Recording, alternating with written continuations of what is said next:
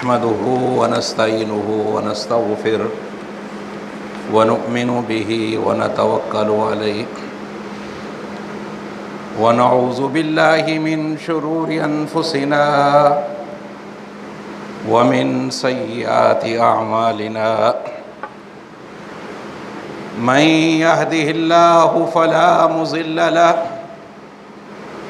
ومن يضلل فلا هادي له وأشهد أن لا إله إلا الله وأشهد أن محمدا عبده ورسوله أما بعد فإن خير الحديث كتاب الله وخير الهدي هدي محمد صلى الله تعالى عليه وسلم وشر الأمور محدثاتها وكل محدثة بدعة وكل بدعة ضلالة وكل ضلالة في النار. قال الله سبحانه وتعالى: يا أيها الذين آمنوا اتقوا الله حق تقاته ولا تموتن إلا وأنتم مسلمون. اللهم صل على محمد وعلى آل محمد كما صليت على إبراهيم وعلى آل إبراهيم إنك حميد مجيد.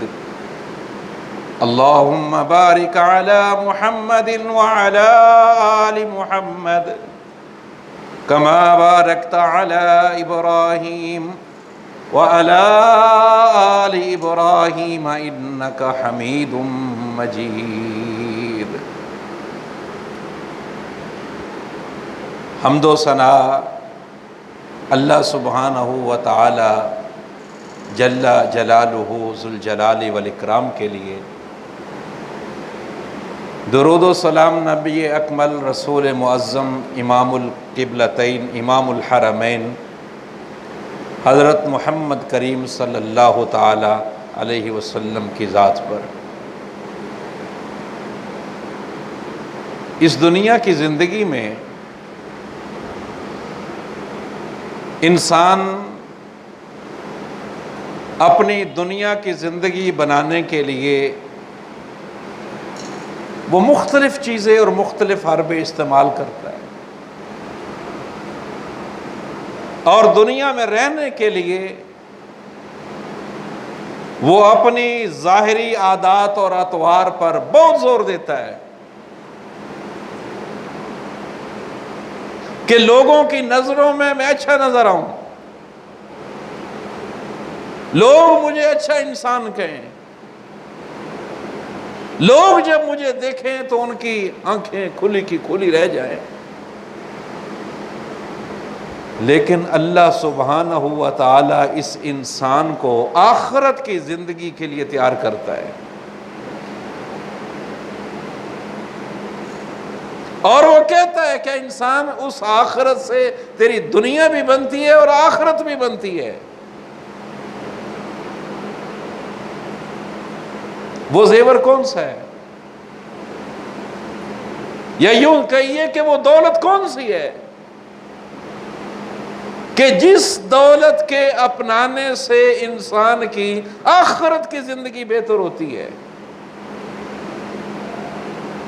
وہ دولت اللہ کا خوف ہے، یا یوں کہیے کہ وہ دولت تقویٰ ہے۔ یہ جو آیت میں نے پڑھی ہے، ہر مکتبہ فکر کے ہر مسلک کا عالم اور واعظ اور ذاکر اور خطیب یہ آیت پڑھتا ہے۔ اے لوگو جو ایمان کے دعوے دار ہو، تم اللہ سے ڈر جاؤ، اور تمہاری موت اس حال میں آئے کہ تم مسلمان ہو۔ موت تو ہر ایک کو آنی ہے، کسے انکار ہے موت سے؟ لیکن اللہ تعالیٰ فرماتے ہیں کہ تمہاری موت ایمان، اسلام اور تقوی کی حالت میں آئے، اور تم یہ جو زندگی ظاہری بناتے ہو، اس زندگی کے ساتھ ساتھ اللہ کیا فرماتے ہیں، یا بنی آدم قد انزلنا علیکم لباسا، تم اپنے لباس پہ بڑا زور دیتے ہو، اپنی دنیا کی رہائش پہ بڑا زور دیتے ہو، دنیا کی سکونت میں بڑا زور دیتے ہو، لیکن اللہ فرماتے ہیں وَلِبَاسُ التَّقْوَىٰ، یہ ظاہری لباس کچھ نہیں ہے، اندر کا لباس ہے جو اللہ کے ڈر اور خوف کا لباس ہے۔ وَتَزَوَّدُوا، تم دنیا کے لیے بہت جمع کرتے ہو، ہم میں سے ہر شخص اپنی اولاد کے لیے، اس کے بعد پھر وہ کہتا ہے میں زندگی اچھی گزاروں، میرا بیٹا اچھی زندگی گزارے، اور اس کے بعد پھر میرے بیٹے کا بیٹا بھی کچھ نہ کچھ زندگی صحیح گزار لے، وہ اس کے لیے بڑی فکر کرتا ہے، جمع کرتا ہے، پیسے بناتا ہے۔ لیکن اللہ فرماتے ہیں وَتَزَوَّدُوا، اے انسان اپنا زاد راہ بناؤ، وہ زاد راہ کون سا ہے؟ وہ زاد راہ آخرت کا زاد راہ ہے، اور آخرت کا زاد راہ تقوی کی دولت ہے، یہ اللہ کے خوف سے حاصل ہوتی ہے، یہ اللہ کے ڈر سے حاصل ہوتی ہے۔ اسی لیے نبی کریم صلی اللہ تعالی علیہ وسلم جب اللہ سے مانگتے ہیں تو کیا مانگتے ہیں؟ اللہم آتی نفسی تقواہا، اللہ مجھے ایسا بنا دے کہ میں تیرا ڈر میرے دل میں سب سے زیادہ ہو، میں تمام لوگوں سے تجھ سے زیادہ ڈرنے والا بن جاؤں۔ وَزَكِّهَا خَيْرٌ مِّن زَكْوَىٰ، اللہ مجھے میری زندگی ایسی پاکیزہ بنا دے کہ اس سے بڑھ کر پاکیزہ زندگی کسی کی نہ ہو۔ اور یہ کن چیزوں سے حاصل ہوتی ہے؟ یہ صرف یہ نہیں ہم کہ اللہ سے ہم ڈرتے ہیں، ہم زبانی کہتے رہے ہیں کہ اللہ سے میں بہت ڈرتا ہوں اللہ سے، ہم زبانی لوگوں کو کہتے رہے کہ میں بڑا ڈرنے والا ہوں اللہ کا، اور میرے معاملات وہ شریعت کے خلاف ہوں، زبان پہ میرے رہے کہ میں اللہ کا بڑا ڈرنے والا، مجھ سے بڑھ کر اللہ کے سے ڈرنے والا کوئی نہیں ہے، لیکن میرے معاملات وہ سراسر شریعت کے خلاف ہوں۔ یہ ڈر کیسے حاصل ہوتا ہے؟ امام المحدثین حضرت ابو ہریرہ رضی اللہ عنہ فرماتے ہیں کہ نبی کریم صلی اللہ تعالی علیہ وسلم ایک دن بیٹھے ہوئے تھے اور میرے ہاتھ کو پکڑا، اور پکڑنے کے بعد پھر فرمایا مَن یأخذ عنی ہؤلاء الکلمات، کوئی ایسا خوش نصیب جو مجھ سے یہ شریعت کے احکامات سیکھنا چاہے۔ صرف سیکھنا ہی کافی ہے، یا علم ہی کافی ہے؟ درس سن لینا، جمعے سن لینا، خطبات سن لینا، یہی کافی ہے؟ بلکہ فرمایا فَيَعْمَلُوا بِهِنَّ أَوْ يُعَلِّمُوا مَنْ يَعْمَلُ بِهِنَّ، یہ دین کے احکامات عمل کے لیے، یہ تلذذ طبع کے لیے نہیں ہے۔ تقریر بڑی اچھی، خطبہ بہت اچھا، درس بہت اچھا، یہ اس لیے نہیں ہے۔ یہ شریعت کے احکامات عمل کے لیے ہیں۔ کون ہے خوش نصیب جو مجھ سے یہ دین کی تعلیمات اور احکامات سنے، اور پھر اس کے بعد سننے کے بعد کافی نہیں ہے، سن لینا کافی نہیں، بلکہ عمل کرے اس پہ۔ آپ فرماتے ہیں نمبر 1 اتق المحارم، حرام کاموں سے اپنے آپ کو بچاؤ۔ جس کام کو اللہ نے حرام قرار دیا آپ اس سے رک جاؤ۔ نبی کریم علیہ السلام فرماتے ہیں تکن اعبد الناس، آپ انتہا درجے کے عبادت گزار ہو جائیں گے۔ وارضا بما قسم اللہ لک تکن اغنی الناس، اللہ نے آپ کے نصیب میں جو کچھ لکھ دیا ہے اس پہ راضی ہو جائیں۔ 1 مرلے کا مکان، 2.5 مرلے کا مکان، 5 مرلے کا مکان، چھوٹی جھونپڑی رکھی ہے، کچا گھر رکھا ہے، آپ اس پہ راضی رہیں۔ جس حال میں رکھا ہے آپ راضی ہو جائیں۔ آپ دنیا کے انتہا درجے کے غنی کرائیں گے۔ واصن الی جارک تکن مؤمنا، آپ اپنے ہمسائے کے ساتھ اچھا سلوک کریں، آپ ایماندار کہلائیں گے۔ اتق اللہ، اللہ سے ڈر جائیں۔ اللہ کا ڈر یہی نہیں ہے کہ آپ مسجد میں آئے ہیں تو آپ اللہ سے ڈر جائیں۔ آپ جہاں بھی ہوں، دکان پہ ہیں اللہ سے ڈر جائیں، مسجد میں ہیں اللہ سے ڈر جائیں، گھر میں ہوں اللہ سے ڈر جائیں، خلوت میں ہوں اللہ سے ڈر جائیں۔ اتق اللہ، آپ اللہ سے ڈر جائیں۔ اگلی بات فرمائی وخالق الناس بخلق حسن، اور لوگوں کے ساتھ آپ اچھے اخلاق سے پیش آئیں۔ یہ ساری چیزیں جو میں نے اس حدیث میں، امام ابن ماجہ رحمہ اللہ نے حدیث نقل کی ہے، علامہ البانی رحمہ اللہ نے صحیح لکھا ہے، حدیث صحیح ہے۔ یہ کام اگر آپ کرتے ہیں تو آپ کے دل میں اللہ کا ڈر پیدا ہوتا ہے ان چیزوں سے۔ اللہ اکبر۔ حضرت علی رضی اللہ تعالی عنہ نے جو اس اللہ کے ڈر اور خوف کی جو تعبیر فرمائی ہے اور جو قول نقل فرمایا، وہ کہتے ہیں تقویٰ ہوتا کیا ہے، اللہ کا ڈر ہوتا کیا ہے؟ یہ زبانی جمع خرچ ہے، یہ زبان سے کہنے سے اللہ کا ڈر حاصل ہوتا ہے۔ فرمایا تقویٰ ہی الخوف من الجلیل اللہ، تقویٰ یہ ہے کہ آپ کے دل میں اللہ کا ڈر ہو۔ والعمل من التنزیل، اور آپ کا عمل قرآن اور حدیث کے مطابق ہو۔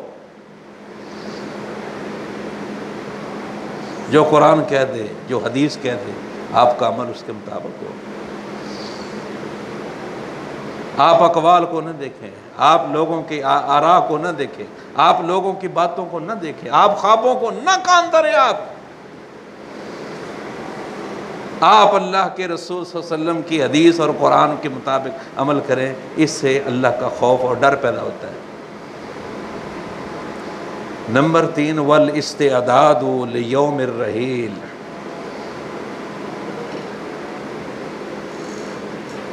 آخرت کے دن کی تیاری کریں اور اس کے لیے آپ اپنی فکر کریں اور اس کے لیے آپ اپنی جمع پونجی کریں، اس سے اللہ کا ڈر پیدا ہوتا ہے۔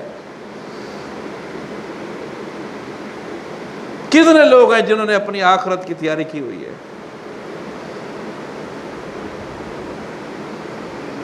ذرا تھوڑی دیر کے لیے آپ قبرستان میں، جس میں ہم اپنے اس فوت شدگان کو دفناتے ہیں، ان کی تدفین کرتے ہیں، ذرا لمحہ بھر کے لیے اس قبر کے اس گھر پہ کھڑے ہو کے تھوڑی دیر کے لیے آپ مشاہدہ تو کریں کہ یہ میرا گھر ہے۔ یقین مانیے آپ 2 گھنٹے اس گھر میں نہیں گزار سکتے، ابھی کھلا ہے اوپر سے، قبر بنی ہوئی ہے، آپ 2 گھنٹے ذرا اس میں دیکھیں کیا کیفیت ہے آپ کی۔ اور جب اس کو بند کر دیا جائے گا اوپر، تو ہم تو اللہ سے یہی دعائی کر سکتے ہیں، اللہ ہمارے ساتھ کوئی آسانی کا معاملہ فرما دے۔ میں اس قابل نہیں ہوں کہ اس وحشت اور وحدت اور اس گرم والا اور یہ تنہائی والے اس گھر میں اللہ میرے ساتھ کوئی اور معاملہ فرما۔ حضرت علی کرم اللہ وجہہ فرماتے ہیں کہ اس قبر کے اور اس آخرت کے دن کی تیاری کرنے سے اللہ کا ڈر پیدا ہوتا ہے۔ اور ہم کیا تیار کرتے ہیں؟ ہمارا جمع پونجی اور جمع خرچ کون سا ہے؟ وہ دنیا ہے۔ اللہ اکبر۔ یقین مانیے جب ہم نبی کریم صلی اللہ تعالیٰ علیہ وسلم کی سیرت کو پڑھتے ہیں تو حیران رہ جاتے ہیں۔ وہ جو نبی کریم علیہ السلام کی زندگی کے بارے میں حضرت عمر رضی اللہ عنہ نے ایک دن جب آپ زمین کی پشت پہ لیٹے ہوئے ہیں، زمین کی پشت پہ لیٹے ہوئے ہیں، اور اس زمین پہ لیٹنے کے نشانات کائنات کے امام محمد کریم علیہ السلام کے جسم اطہر پر لگے ہوئے ہیں۔ عمر نے پوچھا رضی اللہ عنہ، اللہ کے نبی میں نے تو بڑے بڑے بادشاہ دیکھے ہیں لیکن آج آپ اللہ کے سچے نبی نہیں ہیں۔ کہا میں اللہ کا سچا نبی ہوں۔ تو فرمایا یہ آپ کی حالت، یہ حالت آپ کی۔ اس وقت اللہ کے نبی محمد کریم علیہ السلام نے فرمایا عمر کیا تم یہ پسند نہیں کرتے کہ اللہ تعالیٰ نے ان کو دنیا میں دیا ہے، یہ دنیا میں سونے چاندی کے برتنوں میں کھاتے ہیں، وَلَنَا الْآخِرَةُ، لیکن ہمارے لیے اللہ نے آخرت بنا کے رکھی ہے، تم اس پہ راضی نہیں ہو؟ اور وہ جو حدیث آتی ہے حضرت عائشہ رضی اللہ عنہ فرماتی ہیں کہ دو مہینے نبی کریم علیہ السلام کے گھر میں چولہا نہیں جلتا۔ آپ اس گھر کو کون سا گھر کہو گے؟ کیا گھر ہے وہ جس گھر میں دو مہینے چولہا نہیں جلتا؟ اور میں رات یہ حدیث پڑھ رہا تھا، حضرت عائشہ رضی اللہ عنہ فرماتی ہے کہ یہ کبھی نہیں ہوا کہ 3 دن مسلسل اللہ کے نبی محمد کریم علیہ السلام نے پیٹ بھر کر کھانا کھایا۔ آپ اس گھر کو کیا گھر کہو گے جس میں 2 مہینے چولہا نہیں جلتا؟ اور ان تکالیف اور ان مصائب اور ان پریشانیوں کو ذرا آج جو زندگی ہم پسند کر رہے ہیں اس کا مقابلہ کر کے دیکھیں کہ اللہ نے ہمیں کس طرح نوازا ہوا ہے۔ ہم اس کے بعد بھی اللہ کا ڈر اور اللہ کا خوف اور اپنی آخرت اور اپنی قبر کی زندگی کی تیاری کیوں نہیں کرتے؟ حضرت علی فرماتے ہیں رضی اللہ عنہ وَالْقَنَاعَةُ مِنَ الْقَلِيلِ، اور تھوڑے پہ ہی گزارا کر لینا، جو مل جائے، جو رب نے لکھا ہے، جو کچھ ملا ہے اس پہ قناعت کر لینا، یہ تقویٰ کے اور اللہ کے ڈر اور اس کے خوف کی انتہائی قریب کرنے والے اعمال ہیں۔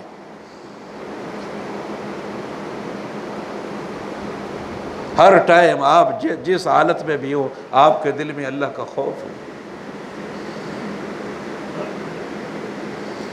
اللہ اکبر۔ اور امام ابن ماجہ رحمہ اللہ حضرت ثوبان رضی اللہ عنہ کے حوالے سے حدیث نقل فرماتے ہیں، کائنات کے امام محمد کریم علیہ السلام فرماتے ہیں لَأَعْلَمَنَّ أَقْوَامًا مِّنْ أُمَّتِي يَوْمَ الْقِيَامَةِ، حدیث سننے کی ہے، غور سے توجہ سے سنیں کہ قیامت کا دن ہوگا، میری امت کے کتنے لوگ ہیں، میری امت کے لوگ قیامت کے دن میں آئیں گے جن کی نیکیاں تہامہ پہاڑ جتنی ہوں گی، تہامہ پہاڑ جتنی ہیں، لیکن اللہ تعالیٰ ان کی نیکیوں کو اٹھا کے حباء منصورہ بنا دے گا۔ حباء منصورہ کیا ہوتا ہے؟ وہ چھوٹے چھوٹے ذرات کر کے اس کو ہوا میں بکھیر دے گا کہ یہ تمہاری نیکیاں کسی کام کی نہیں ہیں۔ اللہ کے میزان میں ان کی کوئی قدر و قیمت نہیں ہے۔ صحابی نے کان چکر نہ کر لیے، ہوشیار ہو گئے، بیدار ہو گئے، کہنے لگے اللہ کے نبی وہ لوگ کون ہیں؟ جلیہم لنا، ان کی وضاحت تو فرما دیجئے، ان کے بارے میں ہمیں خبردار تو کر دیجئے، وہ کون ہیں، تاکہ ہم بھی کہیں ان لوگوں میں شامل نہ ہو جائیں۔ اب فکر دیکھیے، فکر دیکھیے کہ ہم ان لوگوں میں جو قیامت کے دن میں خسارہ پانے والے ہیں، ہمارا شمار ان میں نہ ہو جائے۔ فکر کا اندازہ لگائیے۔ آج ہماری زندگی بسر ہو جاتی ہے، گزار دیتے ہیں، ہمیں فکر نہیں ہے۔ اللہ اکبر۔ اللہ کے نبی محمد کریم علیہ السلام فرماتے ہیں وہ تمہیں میں سے ہوں گے، تمہاری جیسے گفتگو کرنے والے، تمہارے جیسے اعمال کرنے والے، قیام کرنے والے، نمازیں پڑھنے والے، راتوں کو لمبا قیام کرنے والے، لیکن ان کی سب سے بڑی بیماری کون سی ہے؟ تنہائی میں بیٹھیں گے اور اللہ کا حرام کردہ چیزیں جب ان کے سامنے آئیں گی تو اس حرام سے باز نہیں رہیں گے۔ ظاہری طور پر بہت اعمال اچھے ہیں، ڈر ہے، خوف ہے، لیکن تنہائی میں بیٹھے ہی جب حرام چیز آئی اور اس سے رک نہ سکے، بھائی یہی بیماری ہے جو ان کے سارے اعمال کو لے ڈوبے گی، اور اللہ ان کی تہامہ نیکیوں کو ہوا میں بکھیر دیں گے اور ضائع کر دیں گے۔ ہم بیٹھے ہیں، بہت پاکیزہ زندگی گزارتے ہیں، ڈر بھی ہے، خوف بھی ہے، دکان پہ بیٹھے ہیں، تھوڑا سا حرام کی آمیزش ہماری لالچ کو بڑھا دیتی ہے اور ہم فوراً حرام کا سودا کر لیتے ہیں۔ آپ اس کی سنگینی کا اندازہ لگائیے کہ یہ حرام کی چھوٹی سی آمیزش ان کے تہامہ پہاڑ جیسی نیکیوں کو ضائع کر کے رکھ دے گی۔ چھوٹی سی حرام کی آمیزش۔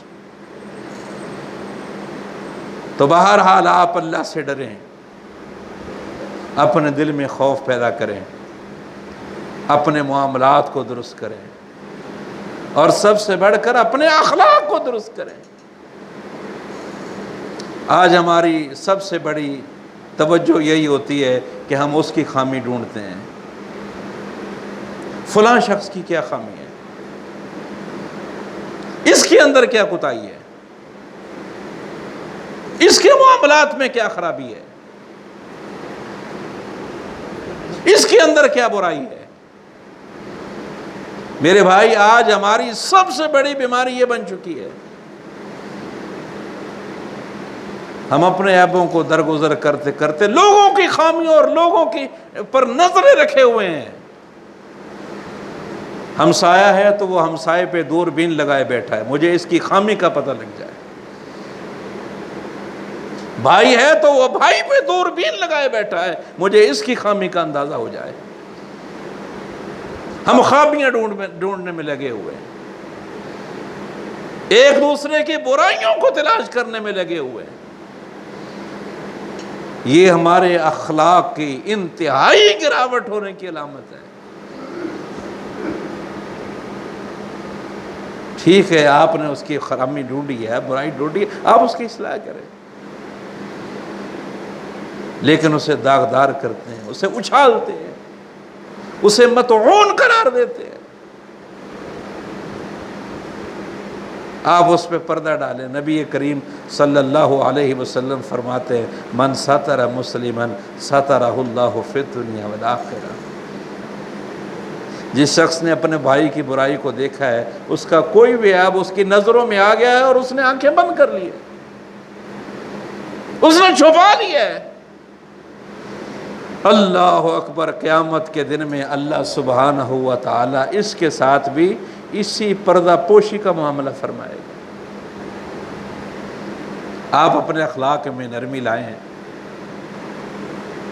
اپنے معاملات کو درست کریں، اللہ کا ڈر اپنے دل میں پیدا کریں۔ موت تو بہرحال آنی ہے، لیکن یہ موت تقوی پر آئے، ایمان پر اور اسلام پر آئے، اور ایمان اور اسلام پر اگر موت آئے تو اس سے بڑی سعادت اور نہیں ہے۔ مرتے تو سارے لوگ ہیں، لیکن اللہ کیا فرماتے ہیں؟ وَلَا تَمُوتُنَّ إِلَّا وَأَنْتُمْ مُسْلِمُونَ، تمہاری موت بہرحال ایمان اور اسلام پر ہونی چاہیے۔ اللہ تعالیٰ مجھے اور آپ کو جو کچھ کہا ہے اس پر ہمیں عمل کرنے کی توفیق عطا فرمائے۔ سب سے بڑی چیز عمل ہے، سننا، سنانا، کہنا، درس بڑا اچھا، خطبہ بڑا اچھا، جمعہ بڑا اچھا، اس کا کوئی فائدہ نہیں۔ میرے قاعدے کلیے میں اس جمعے کا کوئی فائدہ نہیں ہے جس سے آپ اپنے آپ کو بدل نہیں سکے۔ آپ کے کہہ دینے سے جمعہ اچھا ہے، خطبہ اچھا ہے، فلاں صاحب کی تقریر بڑی اچھی ہے، اس تقریر کا کوئی فائدہ نہیں ہے جب تک آپ کے اندر کی دنیا وہ بدل نہیں سکی۔ ہم برسوں سے جمعے پڑھتے ہیں، اور بعض اوقات تو ہماری داڑیاں سفید، میں نے ایسی جگہ پہ بھی جمعہ پڑھانے کا اتفاق ہوا ہے، داڑیاں سفید ہو جاتی ہیں جمعہ پڑھتے پڑھتے، لیکن معاملات وہیں کھڑے ہیں، برائیاں وہیں کھڑی ہیں۔ آپ بتائیے ان جمعات کا کیا فائدہ ہے کہ جس کی تاثیر ہمارے معاملات میں نظر نہ آئے؟ جس جمعے کا اثر ہمارے اخلاق میں نظر نہ آئے، جس جمعے کا اثر ہمارے گھر میں نظر نہ آئے، اور جس جمعے کا اثر ہمارے 6 فٹ کے انسان کے وجود پر نظر نہ آئے، اس جمعے کا کیا فائدہ ہے؟ لوریاں اگر ہم سنائیں اور سنا کے چلے جائیں تو اس جمعے کا کوئی فائدہ نہیں۔ اللہ رب کریم مجھے اور آپ کو قرآن کے مطابق زندگی بسر کرنے کی توفیق عطا فرمائے۔